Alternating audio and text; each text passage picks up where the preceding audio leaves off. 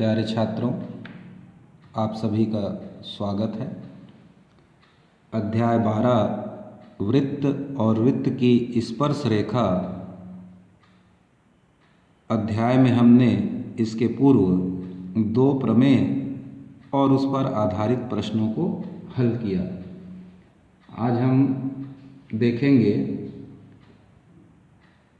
प्रमेय क्रमांक 7 जो हमारे पाठ्य पुस्तक में पेज नंबर 285 पर है। वार्षिक परीक्षा की दृष्टि से काफ़ी महत्वपूर्ण प्रमेय है, तो आप इस प्रमेय को बड़े ध्यान से देखेंगे और समझेंगे। तो वृत्त प्रमेय का कथन है, वृत्त के किसी चाप द्वारा केंद्र पर अंतरित कोण वृत्त के परिधि के शेष भाग के किसी बिंदु पर अंतरित कोण का दूना होता है, अथवा इसे दूसरे शब्दों में इस प्रकार से भी लिखा जाता है, वृत्त के किसी चाप का अंशमाप। चाप का अंशमाप अर्थात चाप द्वारा केंद्र पर बना कोण होता है। चाप द्वारा एकांतर खंड पर बने कोण का दुगना होता है। तो सबसे पहले हम एक वृत्त बना लें, फिर क्या दिया है और क्या सिद्ध करना है इसको क्रमशः देखते हैं। तो ये प्रकार की सहायता से हम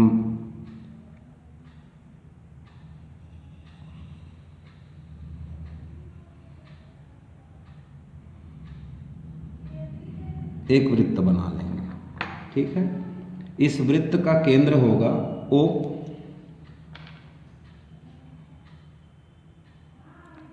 अब चाप किसे कहेंगे, तो मान लीजिए इसकी परिधि पर एक पॉइंट A और दूसरा पॉइंट B लेते हैं, तो ये दो भागों में बढ़ जाता है। एक होगा इस दिशा में A से B, ये छोटा चाप है, और B से A एक बड़ा चाप होगा। तो हम लघु चाप A पर देखते हैं। तो किसी चाप का अंश माप से तात्पर्य होता है उस चाप द्वारा केंद्र पर बनाया गया कोण।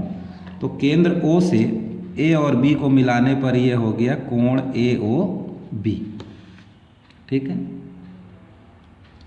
तो ये हो गया कोण AOB। इसे हम चाप का अंश माप कहते हैं। अब वृत्त के एकांतर खंड पर या वृत्त की परिधि के शेष भाग, तो यहाँ B से लेकर के A तक का ये हिस्सा शेष भाग कहलाता है। इस पर यदि कोई बिंदु C लिया जाए और एक कोण बनाया जाए, तो उस कोण को कहेंगे वृत्त के परिधि के शेष भाग में किसी बिंदु पर बना कोण। तो इसको स्केल से मिला लेते हैं। ये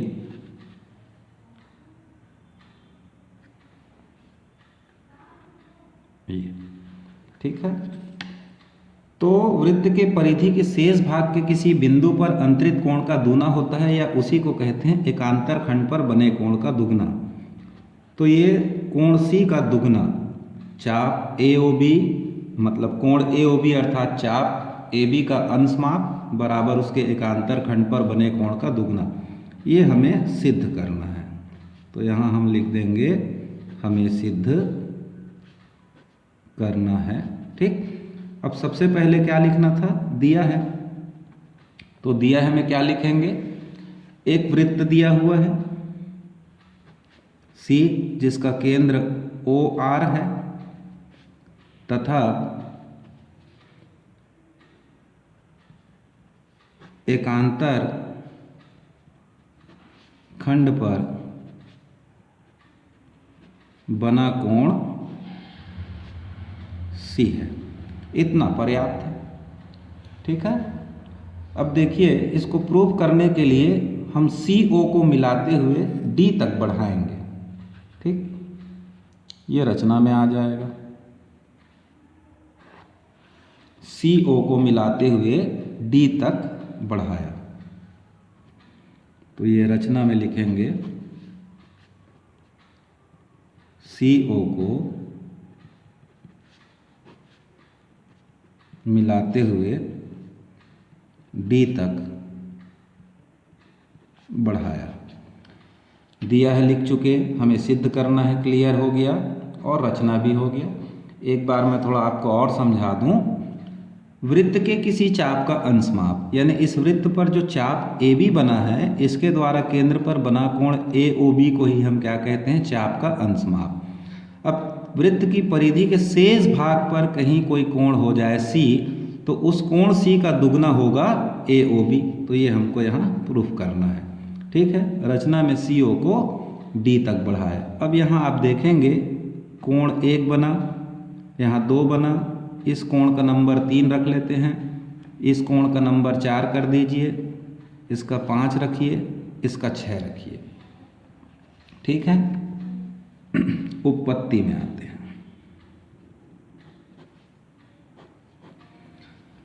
तो कोण 3 बराबर 4 लिखा जा सकता है। कारण क्या होगा, ओ ए बराबर ओ सी। ठीक, त्रिभुज ए ओ सी में ओ ए त्रिज्या है और ओ सी भी त्रिज्या है। तो जब किसी त्रिभुज की दो भुजाएं बराबर होती हैं तो उनका सम्मुख कोण भी कैसा होता है, बराबर। इस आधार पर कोण 3 बराबर क्या लिखा गया, 4।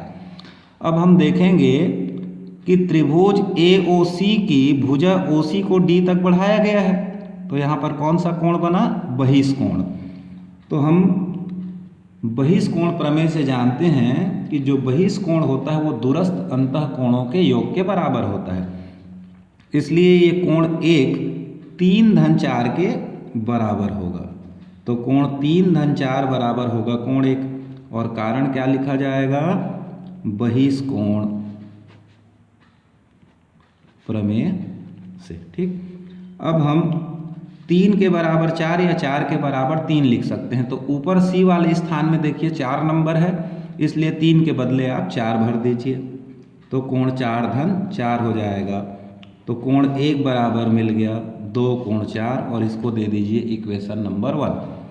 सेम इसी प्रोसेस से हम कोण 2 को 5 का दुगना के बराबर ला सकते हैं। तो पूरा लिखने की आवश्यकता नहीं है। इसी प्रकार कोण 2 बराबर कोण 5 का दुगना लिख दीजिए। फिर समीकरण 1 व 2 को जोड़ने पर, समीकरण 1 और 2 को जोड़ने पर, तो 1-2 इधर मिलेगा और इधर मिलेगा 2 कोण 4 धन 2 कोण 5। ठीक है, 1-2, तो देखेंगे चित्र में 1-2 मतलब कोण ए ओ बी हो जाएगा। तो 1-2 की जगह यहाँ लिखेंगे कोण ए ओ बी, और इन दोनों में से 2 बाहर निकालेंगे तो कोण 4 धन कोण 5 आएगा। चित्र में देखेंगे कोण 4 धन 5 बराबर किसके है, तो कोण सी के बराबर हो जाएगा। ठीक,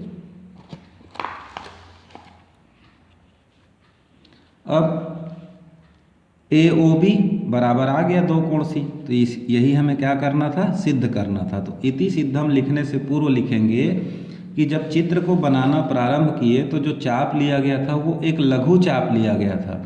अगर दीर्घ चाप लेंगे तब भी और अर्धवृत्ताकार चाप लेंगे तब भी यह प्रमेय प्रत्येक स्थिति के लिए सत्य होगा, ये यहाँ पर लिखना होता है। ठीक, जहाँ चाप ए बी लघु, दीर्घ अथवा अर्धवृत्ताकार चाप संभव है।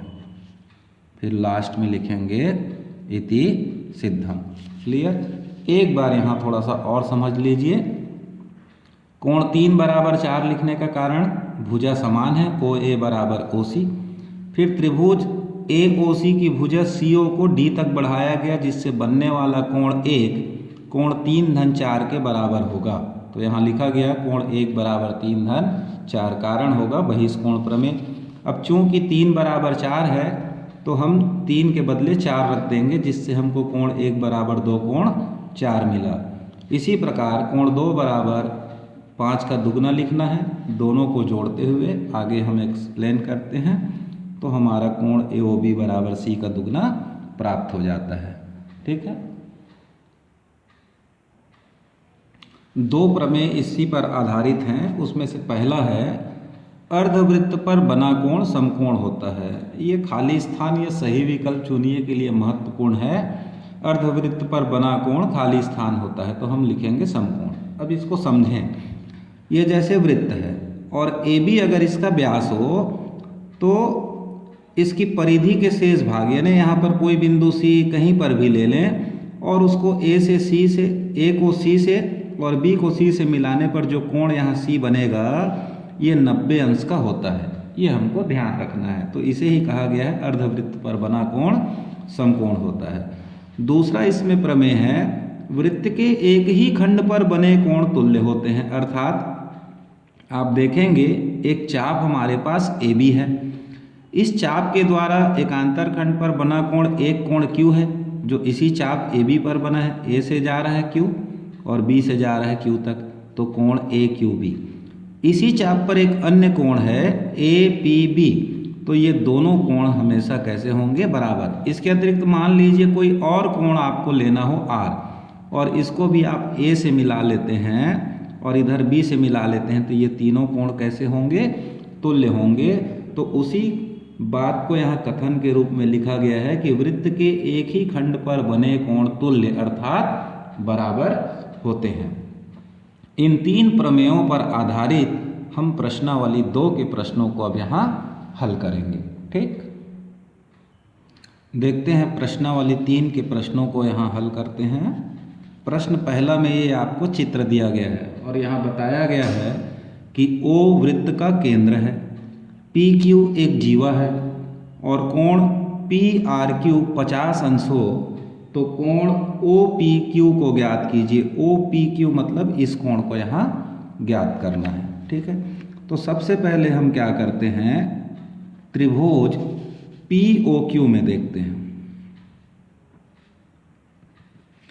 कि OP त्रिज्या है और OQ भी त्रिज्या है। में OP बराबर OQ इसलिए कोण 1 बराबर 2 लिखा। अब 1 और 2 कहाँ हैं तो हम अपनी ओर से यहाँ नंबरिंग कर लेंगे। ये कोण 1 ले लेते हैं, ये 2 ले लेते हैं। अब कोण 1 बराबर 2 हो गया और हमको ज्ञात कौन सा करना है उस भाषा में कोण 1। ठीक, अब इस कोण POQ का मान हमको अगर निकालना हो तो क्या करेंगे तब लिखेंगे हम जानते हैं कि चाप द्वारा केंद्र पर बना कोण यानी चाप का अंश माप भी कहते हैं उसको शार्ट में, चाप का अंश माप बराबर 2 गुणित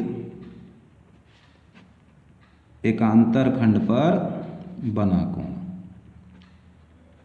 ठीक, तो इस चाप PQ द्वारा केंद्र पर बना कोण को ही हम चाप का अंश माप कहेंगे यानी POQ हो गया ये। और इसी चाप पर बना कोण R है, इसका ये दुगना होगा। तो R कोण का मान दिया हुआ है 50 तो POQ कितने अंश का हो गया 100 अंश का हो गया।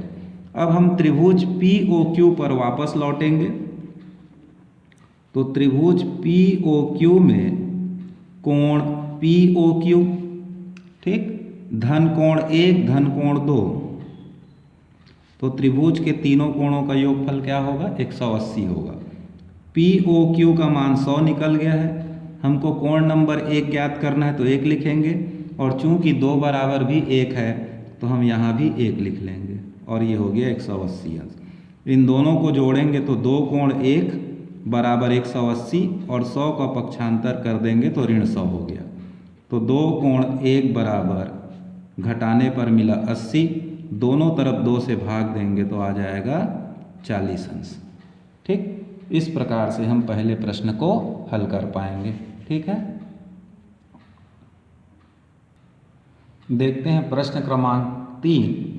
चित्र दिया हुआ है, चित्र में O वृत्त का केंद्र है, x का मान ज्ञात कीजिए कह रहा है। यहाँ कोण AOB 70 अंश बताया गया है, ये कोण C को x कहा गया है। तो देखेंगे कि जो हमारा कोण AOC है कौन से चाप पर बना है AC चाप पर बना हुआ है। तो प्रमेय है कि चाप का अंश माप एकांतर खंड पर बने कोण का दुगना होता है। तो इसी चाप AC द्वारा एकांतर खंड पर बना कोण कौन सा है? B। तो हम कोण B को निकाल सकते हैं। ठीक है, तो यहाँ हो जाएगा चूंकि, या फिर हम जानते हैं कि 2 गुणित एकांतर खंड पर बना कोण बराबर चाप का अंशमाप। चाप का अंशमाप मतलब AOC, कोण AOC, और एकांतर खंड पर बना कोण कौन सा है? B। तो B का दुगना बराबर AOC। AOC का मान क्या है? 70। दोनों तरफ 2 से भाग दे देंगे तो कोण B का मान कितना आया? 35। अब कोण B बराबर C होगा। क्यों होगा? क्योंकि भुजा OB और OC बराबर है। तो यहाँ लिख देंगे चूंकि OB बराबर OC, इसलिए कोण C बराबर कोण B। और कोण C का मान क्या है चित्र में? X, और B का मान हम निकाल चुके हैं 35 अंश। तो इस प्रकार देखेंगे हमारे X का मान निकल आया। ठीक, चित्र क्रमांक 4। ठीक, अर्थात प्रश्न क्रमांक 4। इस चित्र में O वृत्त का केंद्र है। यहाँ कोण दिखाया गया है POR 130 अंश का है। हमको X ज्ञात करना है। तो X ज्ञात करने के लिए चित्र को मैं थोड़ा सा ऐसा घुमा दूँ तो आपको अच्छे से समझ में आएगा। देखेंगे, ये हमारा RQ चाप है। ठीक है, कौन सा चाप? RQ। इस RQ चाप द्वारा केंद्र पर बना कोण कौन सा है? ROQ। और इसी चाप पर बना कोण RSQ है। ठीक है, तो X का दुगना ROQ होगा प्रमेय के आधार पर। ठीक है, समझ में आ रहा है? देखिएगा, ये हमारा चाप है। इस चाप के द्वारा केंद्र पर बना कोण कौन सा होगा? ये। ठीक, जिसका नाम क्या है? ROQ। ठीक, इसी चाप पर एकांतर खंड पर बना कोण कौन सा है? ये X। तो X का दुगना किसके होगा? ROQ के। क्लियर? तो हम पहले तो ROQ कोण को कैसे निकालेंगे? तो उसके लिए देखिए हम क्या लिखेंगे। कोण POR धन ROQ बराबर 180 अंश। रेखीय युग्म अभिग्रहित, ये एक सरल रेखा है। POQ यानी व्यास हुआ, तो इन दोनों कोणों का योग कितना होगा? 180। ठीक, अब POR 130 अंश दिया हुआ है, तो 130 अंश धन ROQ बराबर 180, इसलिए ROQ बराबर 180 ऋण 130, तो बराबर आ गया 50 अंश। अब चूंकि इस चाप RQ पर बना कोण कौन सा है? ROQ, और इसी चाप पर बना कोण कौन सा है? X। तो हम जानते हैं कि 2 गुणित X बराबर क्या होगा? ROQ। यहाँ लिख देंगे हम जानते हैं कि, क्या जानते हैं? कि चाप का अंशमाप चाप द्वारा एकांतर खंड पर बने कोण का दुगना होता है। तो ये 2 गुणित X इस कोण का दुगना होगा। अब ROQ कितना निकाल चुके हैं? 50। तो 2X बराबर 50, इसलिए X बराबर 50/2 करते ही कितना आ गया? X का मान 25। ठीक, समझ में आया होगा। अब नेक्स्ट क्वेश्चन लेते हैं 6वें नंबर का। तो प्रश्न क्रमांक 6वां में ये चित्र दिया हुआ है जिसमें O वृत्त का केंद्र है और हमको कोण ABC का मान निकालना है, इस कोण का। तो जो कोण ABC है या CBA है वो कौन से चाप पर बना हुआ है? इधर के चाप पर। ठीक, इस चाप पर बना है। तो हमको ये कोण अगर मालूम हो जाए इधर का, तो इधर का कोण निकालने के लिए हम इसको कैसा लिखेंगे? देखिए, AOC गए। ठीक, इधर का कोण पढ़ रहे हैं तो AOC में आए, और इधर से जा रहे हैं तो COA हो जाएगा। तो केंद्र पर बना कोण कुल कितने अंश का होगा? 360।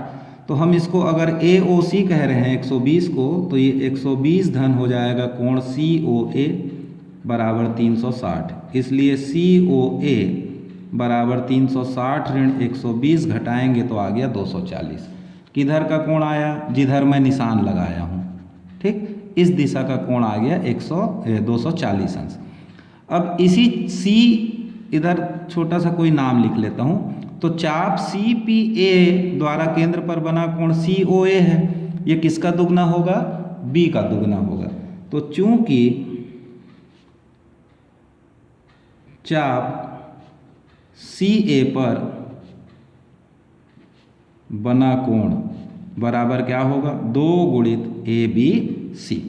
ठीक, अब चाप सी ए पर बना कोण कितना आ चुका है? 240। तो ये हो जाएगा 2 कोण ए बी सी, इसलिए कोण ए बी सी बराबर 240/2, भाग देंगे तो आ जाएगा 120 अंश। ठीक है, शेष प्रश्नों को आप बनाकर देख सकते हैं। आज के बताए गए प्रश्न में सभी प्रश्नों को महत्वपूर्ण समझते हुए बताया गया है। शेष प्रश्नों को आप हल करके देखिएगा। ठीक, नेक्स्ट क्लास में हम बहुत ही इम्पॉर्टेंट थ्योरम आपको बताएंगे, तो क्लास मिस मत करिएगा। ठीक है।